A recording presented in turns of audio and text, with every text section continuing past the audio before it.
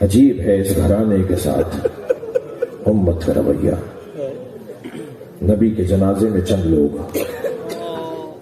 علی کے جنازے میں 2 لوگ، زہرا کے جنازے میں رات کی تاریکی میں 4 لوگ، حسن مولا کے جنازے کو تیر مار دیے، حسین کے جنازے پہ گھوڑے دوڑا دیے،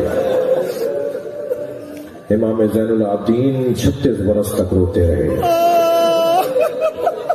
امام محمد باقر کو زہر دے دیا، امام جعفر صادق کو زہر دے دیا، امام موسیٰ کاظم نے تو آدھی سے زیادہ زندگی زندان میں گزار دی.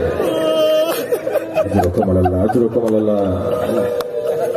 ان مجلسوں میں یہ خیال بھی رہے کہ نہیں معلوم آئندہ سال یہ مجلس ہمیں نصیب ہوگی یا نہیں ہوگی، لہذا جسے رونا آ رہا ہے اپنی آواز کو آزاد کرے اور میرے جملوں پہ نہ جائیں، تصور پہ جائیں.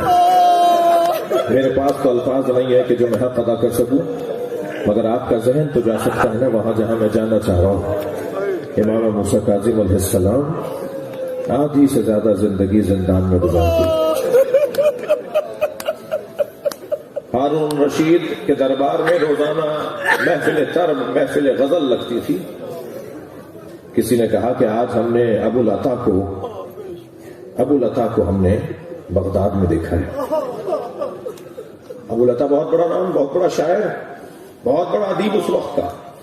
کہنے لگا وہ تو مدینے کا رہنے والا ہے، وہ بغداد میں کیسے؟ تم نے کسی اور کو دیکھا ہوگا. کہ نہیں، ابو العطا کو ہی دیکھا ہے.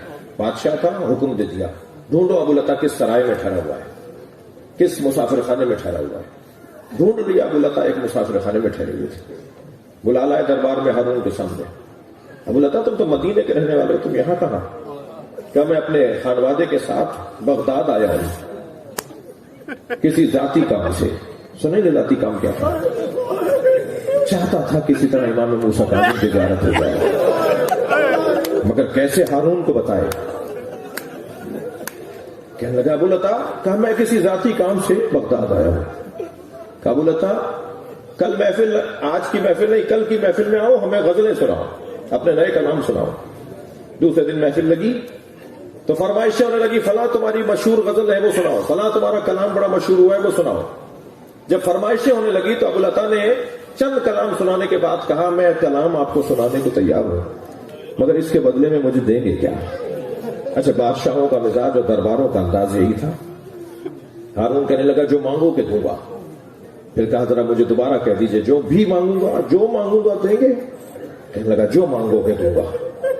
اب وہ مطلوب غزل سنا دی، اور جب اس غزل کو سن لیا تو ہارون اب انتظار میں کہ یہ کیا مانگے گا. آواز دے کر کہا بولا تھا مانگو. کیا مانگنا چاہ رہے تھے؟ کہا میرے امام کو آزاد کر دو. اجرکم اللہ، میرے مولا امام موسیٰ کاظم کو آزاد کر دو. تھوڑی دیر سوچتا رہا، کہنے لگا 3 دن کے بعد فلاں وقت تمہارے امام کو ہم آزاد کر دیں گے، تم جاؤ زندان سے جا کے لے لو. اب میں آپ رونے والوں سے سوال کرتا ہوں، ایک شیعہ کے لیے، ایک چاہنے والے کے لیے اس سے بڑی کیا خدمت ہوگی کہ وہ اپنے امام کی آزادی کا سبب بن رہا ہے. خوشی خوشی اپنے سرائے پہنچا، اپنی زوجہ کو، بچوں کو بتایا میں بہت بڑا کارنامہ کر کے آ گیا. جو 14 سال سے زندان میں ہے اس کی رہائی کا پیغام لے کر آ گیا. کتنا خوش ہوا ہوگا یہ خانوادہ. جب وہ وقت مقررہ آیا تو زندان کے دروازے پہ جا کے بیٹھ گئے اور قیدیوں کو لے جایا جا رہا تھا، دروازہ کھلتا تھا. قیدیوں کو چھوڑا جاتا تھا، دروازہ کھلتا تھا. اور ہر دفعہ دروازہ کھلنے پر ان کی نگاہ دروازے پر ہوتی تھی کہ اب ہمارا امام آئے گا. جب سارا دن گزر گیا اور غروب میں کچھ وقت رہ گیا تو ایک مرتبہ دروازہ کھلا تو پوچھا میرے امام کو کب رہا کرو گے؟ کہا تم کون ہو؟ کہا میں فلاں ہوں. کہا کچھ دیر اور رکو، تمہارے امام کو آزاد کر رہے ہیں. اب کتنی اور خوشی میں اضافہ ہوا ہوگا. دروازے کی طرف نگاہیں جما کے بیٹھے ہیں. دروازہ کھلا، ایک تختے پہ میت ہے اور آوازیں دی جا رہی ہیں ھذا امام الرفضا. اجرکم اللہ، اجرکم اللہ. یہ شیعوں کا امام ہے، ہم نے اسے آزاد کر دیا. اجرکم اللہ. اہل بیت کی تاریخ تو دیکھیے. امام رضا جب مدینے سے رخصت ہو رہے ہیں تو فرما رہے ہیں मुझ पे लोहा पढ़ो, जब खुरासान में मेरा जनाजा उठेगा तो बहनें नहीं होंगी, मेरे भाई मेरी मैयत में नहीं होंगे, मुझे गुर्बत में दफनाया जाएगा। इमाम मोहम्मद तकी जहर देकर मेरे मौला को मार दिया। इमाम अली नकी अल्लाहु अकबर मुतवक्किल ने खुद घोड़े पर बैठकर इमाम को पैदल चलाया,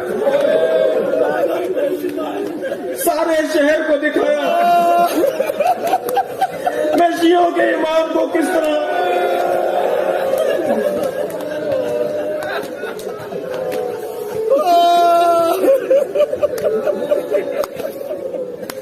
इमाम अस्करी मेरे मौला को जहर दे दिया गया। 3 दिन जहर की कैफियत में रहे, रोने आए ना।